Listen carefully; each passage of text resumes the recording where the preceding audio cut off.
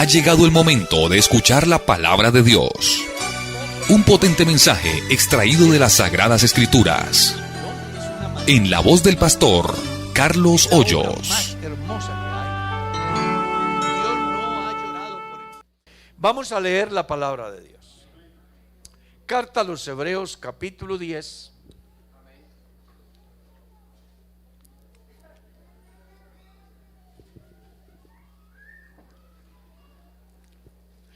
El versículo 11. Amén. Perdón, versículo 12. Versículo 12. ¿Cómo dice?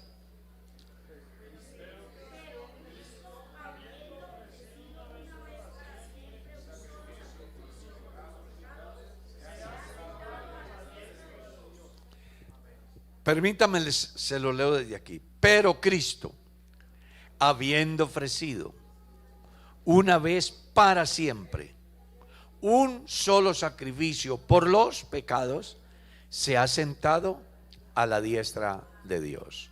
Pueden sentar, sean tan amables. Vamos a llamar la enseñanza un solo sacrificio.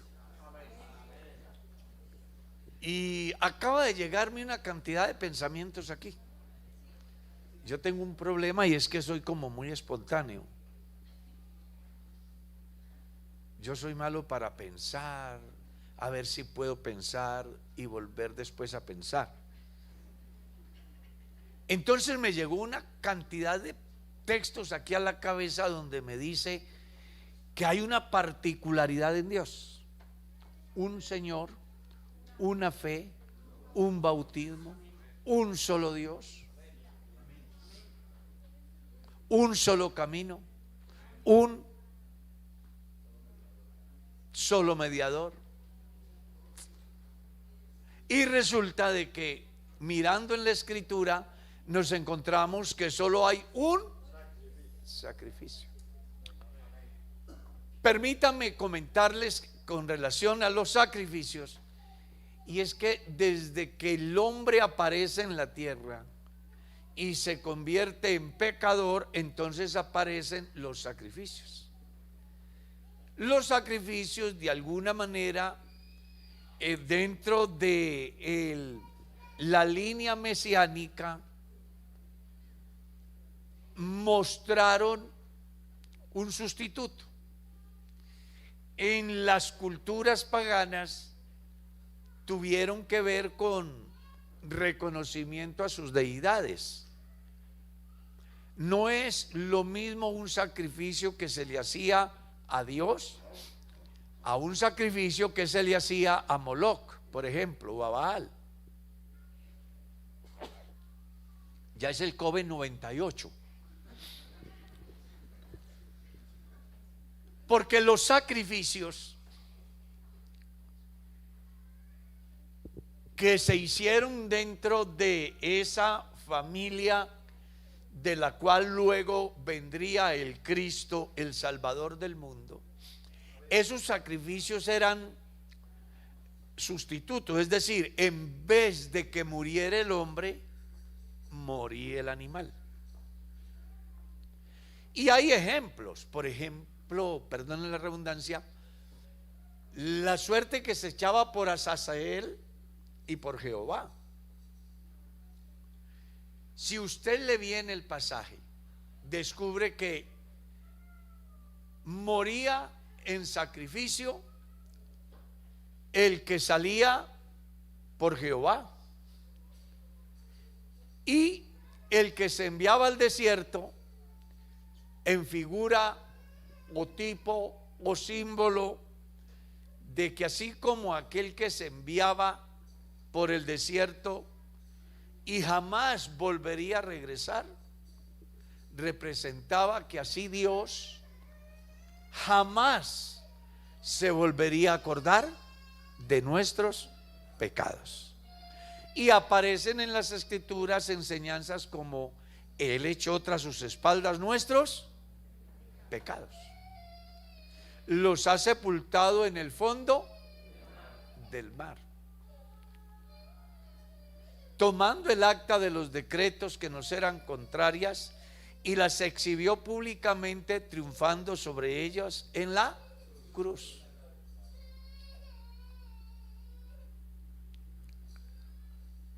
Entonces, desde el momento que el hombre cae en desobediencia, aparecen los sacrificios que se manejan a figura de ofrendas, y que los primeros humanos que muestra la Biblia que ofrecieron sacrificio fue Caín y Abel. Es obvio que para que Caín y Abel ofrecieran sacrificios, sin duda alguna lo vieron hacer. Y la persona más indicada debió de haber sido ¿quién? Adán. Porque casi siempre los hijos aprenden de los padres. La ofrenda de Abel fue acepta, la ofrenda de Caín no. ¿Por qué la ofrenda de Caín no fue acepta? Si fue de lo mejor del fruto de la tierra. Bueno, porque la de Caín estaba diciendo que él no le debía nada a Dios, que él era justo, que nada tenía que reconocer.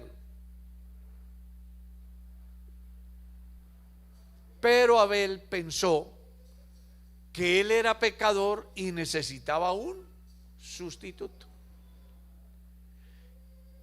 Y resulta que desde el tiempo antiguo fue dicho: sin derramamiento de sangre. Entonces la ofrenda de Caín no podía suplir la necesidad del pecador. Por eso ustedes leen en una de las cartas que se fueron por el camino de Caín y por el error de Balaán. Balaán se dejó llenar de ambición y Caín ofreció un sacrificio sin sangre. Hoy hay movimientos que van por el camino de Caín, como son, por ejemplo, los ruselistas o testigos de Jehová. Ellos dicen que Jesucristo no derramó su sangre, sino que murió asfixiado, porque lo han colgado. Un madero para ellos no es una cruz, es simplemente un tronco de árbol que está enclavado, y a Jesús lo han colgado, y en la medida que el peso del cuerpo va jalando hacia abajo, sus bronquios se cierran y el Señor Jesús murió asfixiado. Ese se llama un sacrificio sin sangre. Ese es el camino de Caín.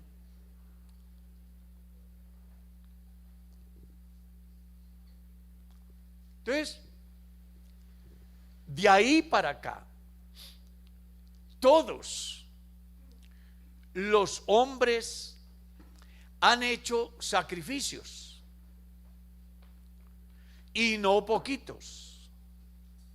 Cuando uno mira el Éxodo, por ejemplo, capítulo 12 y capítulo 13, que ustedes ya se lo saben además, encuentran el Cordero Pascual. ¿Cuántos corderos morían entonces ese día? Si por cada familia era uno,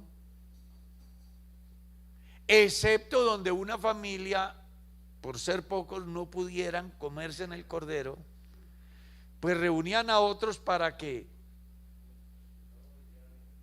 no hubiese desperdicio. Yo por ahí tengo un recorte del tiempo, de la década del 70, creo, donde las Naciones Unidas estaban cuestionando severamente a Israel por el continuo sacrificio de animales. Y hoy ni qué decir con los señores que defienden más la vida del animal que la vida del hombre, ¿cierto? Si quiebras el huevo del águila, hay sanción. se acaban las corridas de toro. No se le puede poner carga a una bestia. Cuidado, maltrata el perro. Si se dan cuenta los vecinos que el gato llora y colocan el denuncio, vienen a ver qué pasó. ¿Cierto? Está bien que cuidemos el animal. La Biblia dice, el justo cuida de su animal, mas el impío es cruel. O sea, eso de cuidar los animales antes de los animalistas, que son animales hoy, ya Dios lo había legislado. El justo cuida de su animal, mas el impío es cruel. Entonces aparece el maltrato animal. Esta semana pasada, o hace como 15 días creo, no recuerdo, escuché un debate en el Congreso donde los defensores de los animales no consienten nada con los animales. Entonces un personaje de la política les dijo: hay que prohibirle al tigre que case, porque el cervatillo también siente. Y hay que prohibirle al pescador que pesque, porque el pez también es un ser vivo. Y yo diría, y hay que prohibirle al que coge manzanas y guanábanas y mangos, porque las plantas también son seres vivos. Y es prohibido tomar agua, porque el agua es vida. O sea, mire cómo va desencadenando una cosa, y al final los animales se mueren por animales. Gracias a Dios, la ley de Jehová es perfecta, que convierte el alma, y el mandamiento de Dios es limpio, que hace sabio al sencillo. Usted verá si alaba a Dios.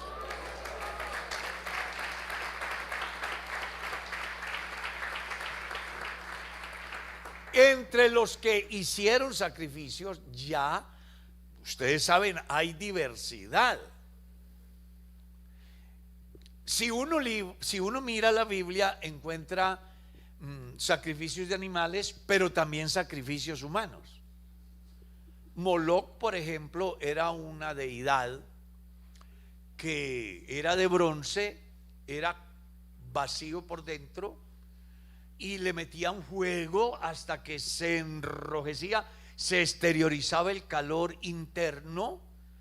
Y las madres de familia, para agradar a su Dios, los padres de familia, llevaban a sus niños recién nacidos y los colocaban en brazos de ese ídolo,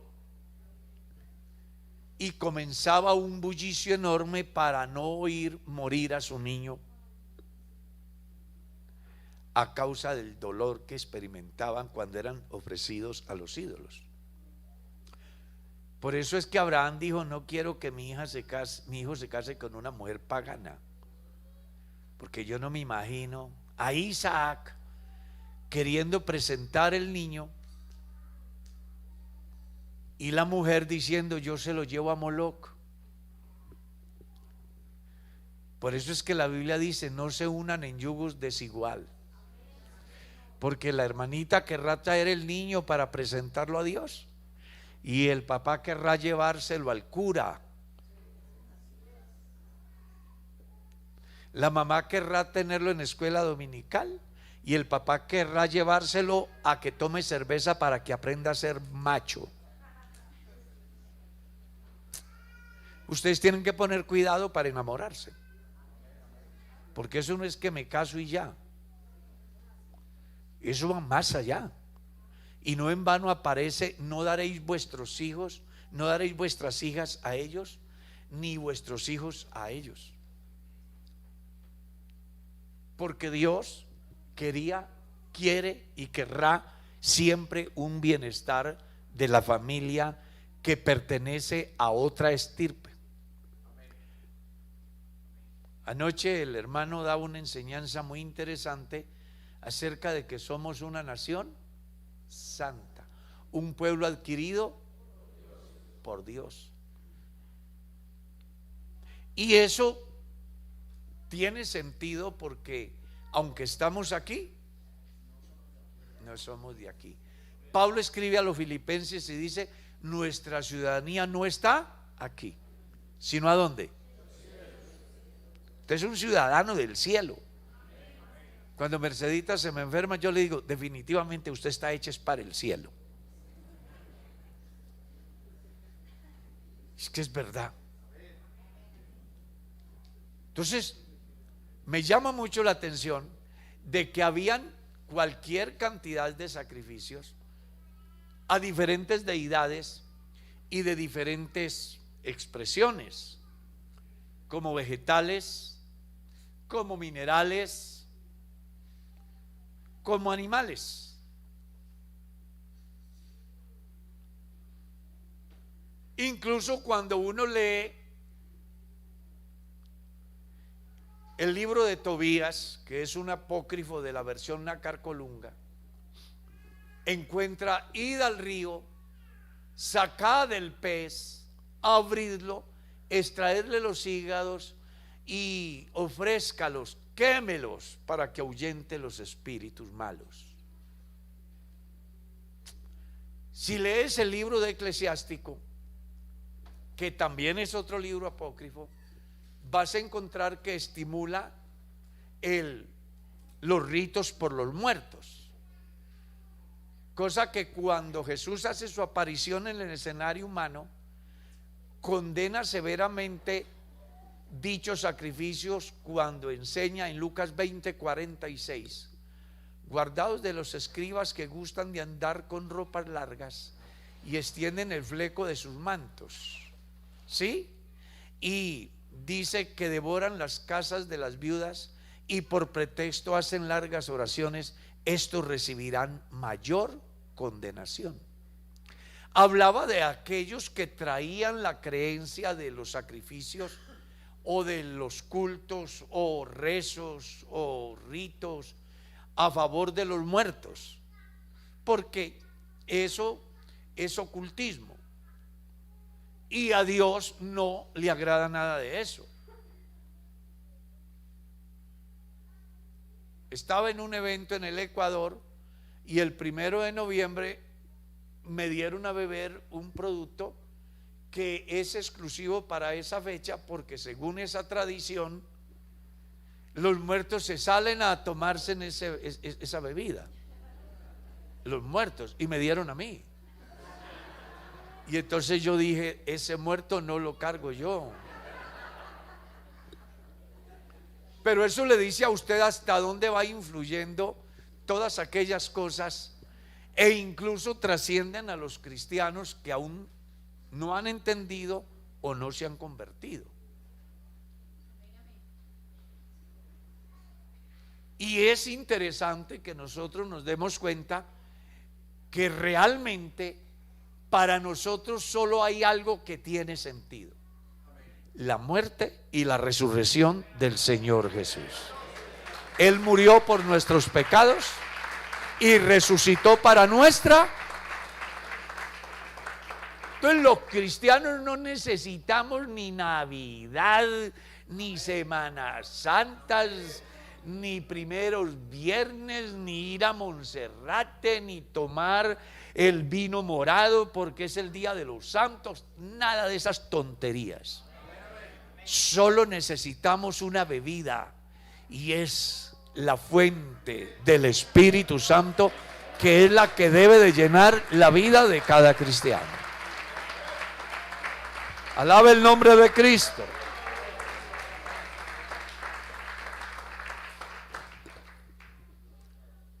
Cuando aparece el profeta Isaías en el escenario como el evangelista del Antiguo Testamento, entonces ustedes se encuentran en el capítulo 1 el cuestionamiento que hace Dios acerca de todo eso.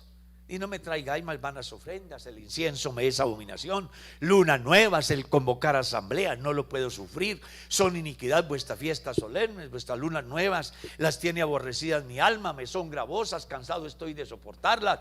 Por tanto, cuando levanten sus manos, yo me voy a esconder, y cuando multipliquen la oración, yo no voy a oír.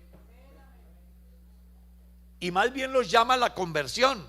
Lavaos, limpiaos, quitad lo malo de delante de mí, dejad de hacer lo malo, comenzad a hacer lo bueno. Venga y estemos a cuentas. Si vuestros pecados fueren como la grana, como la nieve serán emblanquecidos. Si fueren rojos como el carmesí, vendrán a ser como blanca lana. Eso sí, si les da la gana.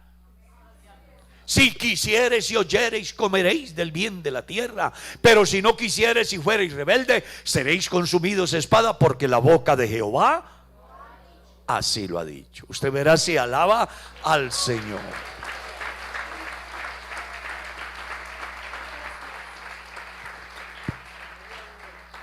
Así que con Dios no es simplemente porque se haga un culto suntuoso, se haga cualquier cantidad de sacrificios. No, el pueblo de Israel hacían el culto más suntuoso. La vestimenta del líder no era como estos chiros que yo me pongo, que valen 290,000 en Jorman, con camisa y corbata. No, el vestido del que hacía el servicio en el orden sacerdotal valía más de 200 millones de pesos hoy. Eso llevaban piedras preciosas, oro. Esa es una cosa fuera de serie. Entre e investigue cuánto costaba el vestido del que ofrecía el sacrificio. Era costosísimo. Claro, es que Dios lo había establecido, había dado cómo se debía de hacer la vestimenta y lo que implicaba, porque cada uno de esos elementos tenía que ver algo con Dios. Y cuando se trata de Dios, para Dios no se debe de escatimar nada. Alguien me escribió por las redes sociales cuestionando que porque compré una pantalla para la iglesia. Y uno se pone a mirar un motel. ¿Cuánto vale un motel para que la gente se infecte de SIDA ahí? Y los cristianos cuestionando que porque se gasta una plata en tecnología para difundir el evangelio. Yo sería capaz de enchapar cada columna de esas en oro. ¿Cuál es el problema? Lo hacen para los ídolos, y quienes sacrifican a los ídolos, a los demonios sacrifican y no a Dios. ¿Por qué nosotros para Dios no dar lo mejor? Si Él nos lo ha dado todo. Mío es el oro, dice, y mía es la plata, dice el Señor. Y otras cositas más. De Jehová es la tierra y su plenitud, el mundo y los que en él habitan. Y nosotros mezquinos para dar de lo que Dios nos ha dado. Tenemos que replantear cosas, ¿no? A mí me encanta esa enseñanza de Jesús cuando llega un santurrón. ¿Lo recuerdas? Señor, ¿qué bien haré para heredar la vida eterna? Eso le dice los 10 mandamientos sabios. ¡Uf! Eso lo he guardado desde mi juventud. Y yo, no, pues entonces tú eres un santurrón de verdad, ¿no? Venga, entonces solo te hace falta una cosa. ¿Qué, Señor? Anda, vende todo lo que tiene y dale a los pobres. Y el tipo se le arrugó la cara, casi le da un infarto y se ha ido triste. Entonces no era tan cierto que guardaba los mandamientos, porque el primer mandamiento es amar a Dios por encima, y el tipo amaba más la riqueza. Por eso fue que se fue triste. A mí me encanta esa enseñanza, porque a veces los cristianos decimos que amamos, que Dios, pero cuando nos vemos frente a una realidad, yo prefiero negar, hacerme a un lado, no aceptarlo. Pero con Dios es como son las cosas. Yo le recomiendo, hagamos las cosas como Dios manda. No cuestionemos, no le quitemos, no le pongamos, como Dios manda. Cuando uno mira la Biblia, descubre que los que hicieron las cosas como Dios mandó, les fue bien.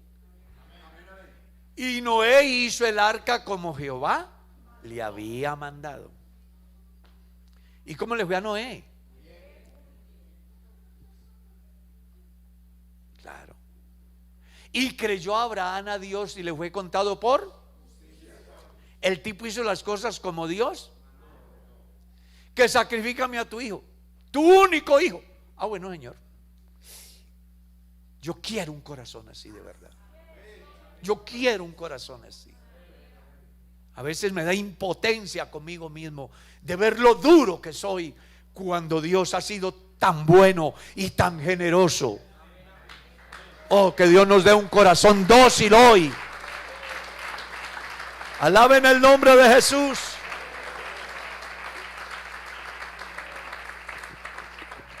Y Moisés hizo el tabernáculo como Jehová le había. ¿Y cómo le ve a Moisés? ¿No será que si nosotros aprendemos a hacer las cosas como Dios manda, qué pudiese suceder? Nos va bien. El consejo de Dios, no del líder, de Dios. ¿Escuchó? Una cosa es que yo le diga a usted, hermano, yo le recomiendo que haga así. Otra cosa es que Dios le diga, vea, haga así. Entonces Dios dice así. Dios. ¿Quién? Dios.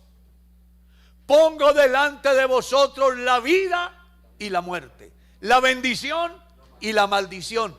Escoged el bien para que viváis. Dice Dios. Eso es lo que se necesita, que desde el cristiano hasta el no convertido puede entender hoy que el éxito del peregrino en la tierra no está en hacer lo que yo quiero como quiero, porque me parece, porque yo tengo estrategias y porque soy súper inteligente y hasta el pelo se me cayó de la sabiduría, sino que más bien haga las cosas como Dios manda. Dios, habiendo pasado por alto los tiempos de esta ignorancia, ¿ahora qué? Manda a todos los hombres que se arrepientan en todo lugar. Aquí hay algún inconverso, Dios le manda que se arrepienta. No es el pastor, es Dios. Ahora usted verá si se va de aquí sin arrepentirse. Pero no soy yo, es Dios el que manda. Y yo todavía creo que Él tiene la razón. Usted verá si lo alaba.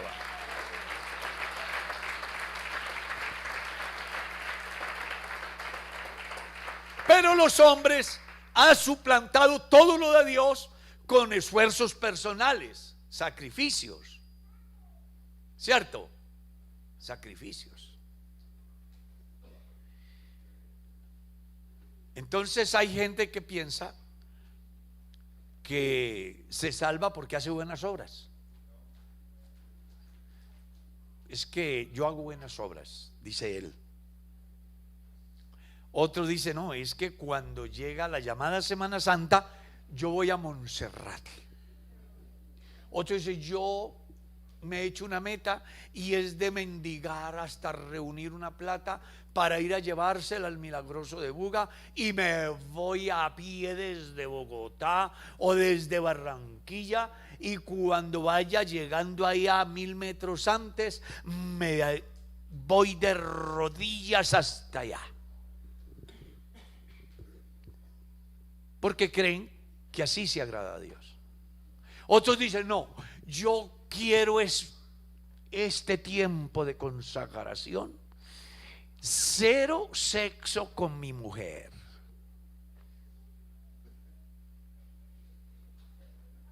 Tonterías. Pero eso es lo que le ha dejado la religión a la gente. Y es desafortunado que la gente no alcance a entender tanta mentira y desconozcan lo que Dios de verdad dice en su palabra. ¿Cómo es que dice Pablo en la carta a los Efesios en su capítulo 2, el verso 8? Por gracia sois por medio de la fe, Y esto no es de vosotros, es un regalo de Dios y no es por obras. Dios está regalando la salvación hoy a quien quiera. ¿Cuánto tiene que pagar? Nada. ¿Qué tiene que hacer? Abrir el corazón y permitir que la obra de Cristo se haga realidad. Porque solo hay un sacrificio. Me encanta lo que el escritor a los Hebreos dice. Leas el verso 11 del capítulo 2. Y ciertamente todo sacerdote día tras día se presenta para ofrecer muchas veces los mismos sacrificios que nunca. Colóquemelo ahí en la pantalla. Eso que estoy diciendo no es un cuento, es palabra de Dios. Que nunca puede quitar los pecados. ¿Escuchó usted? Pueden hacer cualquier cantidad de sacrificios. Que la ceremonia de las 9, que la ceremonia de las 10, que el rito por los muertos, que el fin del cabo de año, que la oración por todos los muertos, que el sacrificio de la Santa Misa. Hagan lo que quieran. Pero la Escritura dice diferente. ¿Me pueden colocar el texto? ¿O conseguimos quien lo coloque? Porque aquí es diciendo y haciendo. Estamos pidiendo que nos coloquen un versículo. Yo quiero que lo lea todos los que están aquí. Hebreos 10:11. Colóquelo. A ver qué dice. Porque usted puede sabérselo y por alguien no se lo sabe. Yo por ahí como que trato de saberlo. Aquí no aparece. Ah, ahora sí. Leamos, ¿qué dice ahí?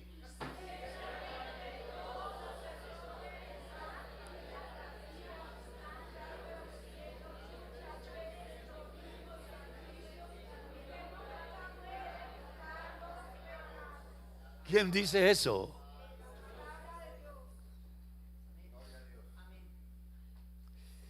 Vuélvanlo a leer.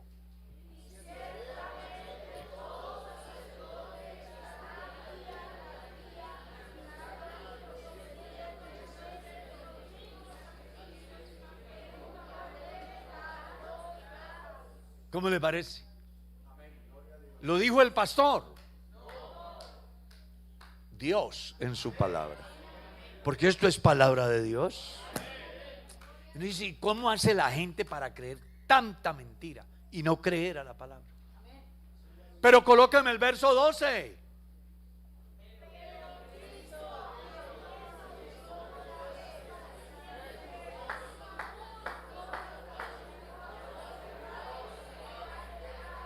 Oh, alaben al que hizo una obra perfecta una sola vez y para siempre. Entonces, ¿qué necesita el pecador hoy? El pecador hoy necesita algo más que la tesis de los ganaderos. ¿Cuál es la tesis de los ganaderos? No coma cuento, coma carne. Pecador de hoy necesita que no coma cuento, coma palabra. Porque la palabra de Dios es viva. Porque la palabra de Dios es espíritu y es vida. Porque la palabra de Dios es dulce como la miel. Porque la palabra de Dios es fuerte como el martillo. Porque la palabra de Dios consume, es como fuego. Porque la palabra de Dios es el equivalente al pan. Ay, hermano, si el mundo entero entendiera la palabra, no tendríamos a esta hora borrachos, gente herida. Esta mañana pasaba por aquí un muchacho apuñalado, botando sangre. Tiene religión y creen todo lo que le dicen, pero a Dios no le ha creído. Por eso les invito hoy para que creamos que solo hay un sacrificio que basta para salvar a todos los pecadores en cualquier parte del mundo. No importa la clase social, no interesa el estatus en el medio en que se mueve.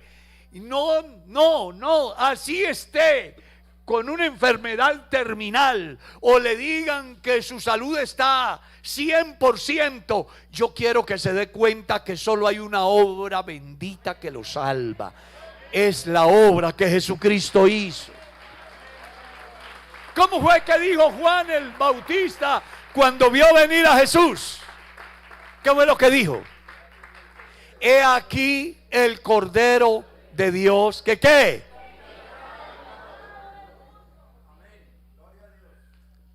Lo único que usted necesita para ser salvo hoy es creer a Jesús, porque esta es la palabra de fe que predicamos. Que si creyeres en tu corazón y confesares con tu boca que Jesucristo es el Señor, serás salvo. Porque con el corazón se cree para justicia, con la boca se confiesa para salvación. Alábelo, Él está aquí, hermano.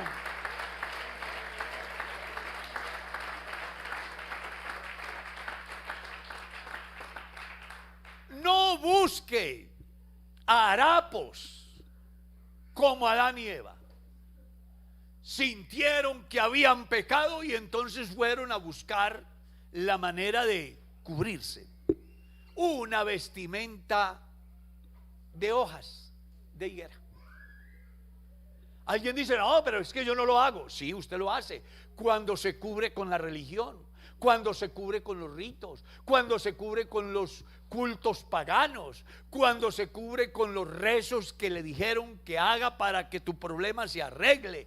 Esos son muletas que se quiebran, que no le sirven, que no tienen proyecto de vida eterna. Hay uno que hizo una obra perfecta. Cristo murió por nuestros pecados y no se quedó en la tumba, resucitó y en esta mañana está vivo y está aquí. Y lo único que usted necesita es recibirlo como su Salvador personal. Por eso recuerda, a ti no te salvan los amigos, no te salva el tráfico de influencia, no te salva los políticos, no te salva la religión, no te salvan tus esfuerzos. El único que te salva es el que fue y murió por ti y por mí. Y te tengo una noticia maravillosa, está aquí en esta mañana y está interesado en salvarte. Además te manda que te arrepientas. Venid a mí, dice el Señor, a todo aquel que trae